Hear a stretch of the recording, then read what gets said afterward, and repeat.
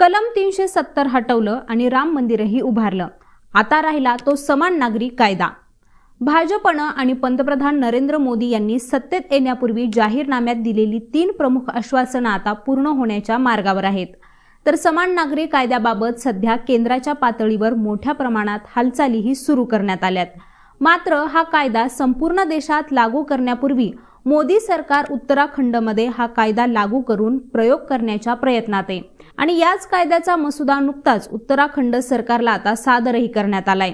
महिला अधिकारांना प्राधान्य, बहुपत्नीत्व सारख्या प्रथांवर बंदी आणि लिव्हिंगची नोंदणी याशिवाय सर्वधर्मीयांसाठी समान विवाह वय अशा विविध तरतुदींची शिफारस या कायद्यात करण्यात आली आहे। तर हा कायदा देशभरात लागू झाला तर या कायद्यान्वये नेमके देशभरात कोणकोणते आणि कसे बदल होतील तेच आज या व्हिडिओच्या माध्यमातून समजून घेणार आहोत।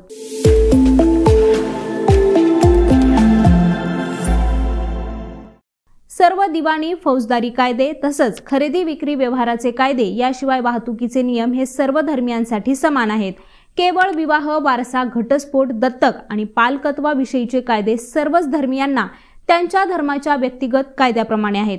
त्यातूनच हिंदू, मुस्लिम, ख्रिश्चन आणि पारशी समुदायांसाठी असलेल्या व्यक्तिगत कायद्यांऐवजी समान नागरी कायदा लागू करून धर्माधर्मातील हा भेदही संपवून टाकण्याचा केंद्रातील मोदी सरकारचा प्रयत्न आहे।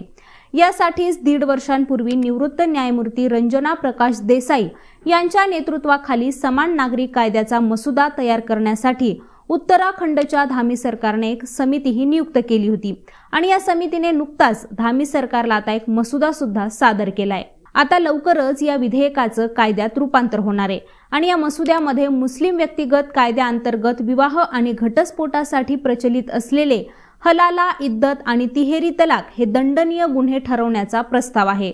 तसंच सर्वधर्मीय स्त्री आणि पुरुषांसाठी विवाहाचं कायदेशीर वय निश्चित करण्यासाठीची सुद्धा शिफारस या कायद्यात करण्यात आली आहे। याशिवाय मूल दत्तक घेण्याचा सर्वांना समान अधिकार देण्यासाठी बाल न्याय म्हणजेच मुलांची काळजी आणि संरक्षण कायद्याअंतर्गत सध्या असलेल्या कायद्याचे समान पद्धतीने पालन करण्याची शिफारसही या संहितेमध्ये करण्यात आली आहे। याशिवाय लिव्ह-इन नाते संबंधांची नोंदणी अनिवार्य करणं गरजेचं आहे अशीही शिफारस करण्यात आली आहे। तर लोकसंख्या नियंत्रणासाठी मुलांची संख्या समान ठेवण्याबरोबरच अन्य उपायांची शिफारसही या संहितेमध्ये करण्यात आली आहे। त्याचवेळी समान नागरी कायद्याला विरोध असलेल्या आदिवासी समुदायांना कायद्यातून सूट देण्याची शिफारस सुद्धा असल्याची माहिती समोर येते।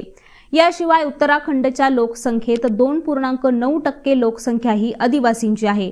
यामध्ये जौनसारी, भोटिया, थारू, राजी आणि बुक्सा या जमातींचा प्रामुख्याने समावेश होतो। येत्या काही दिवसात लोकसभेच्या निवडणुका या जाहीर होणार आहेत आणि त्यात जर मोदींच्या नेतृत्वात भाजपला यश मिळालं तर आगामी कार्यकाळात समान नागरी कायदा संपूर्ण देशात लागू होणार आहे आणि हे यश मिळेलच याबाबत मोदींसह संपूर्ण भाजप सुद्धा आशावादी आहे।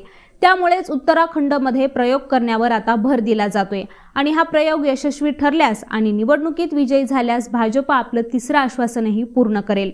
मात्र इंडिया आघाडीने मुसंडी मारल्यास भाजपच्या समान नागरी कायदा राबवण्याच्या इराद्यांना ब्रेकही लागू शकतो, कारण हा कायदा राबवण्याबाबत काँग्रेस फारसं आग्रही नाहीये। त्यामुळे आता आगामी निवडणुकांमध्ये काय होतं त्यावरच या कायद्याचं देशात काय भविष्य असणार हे कळून येईल। तर मंडळी, याबद्दलच्या तुमच्या असणाऱ्या प्रतिक्रिया आम्हाला कॉमेंट करून नक्की सांगा। तसंच यांसारख्याच ताज्या घडामोडींबद्दल जाणून घेण्यासाठी लेट्स अप मराठीला सर्वच सोशल मीडिया हँडलवरती फॉलो करायला विसरू नका। पाहत रहा लेट्स अप मराठी।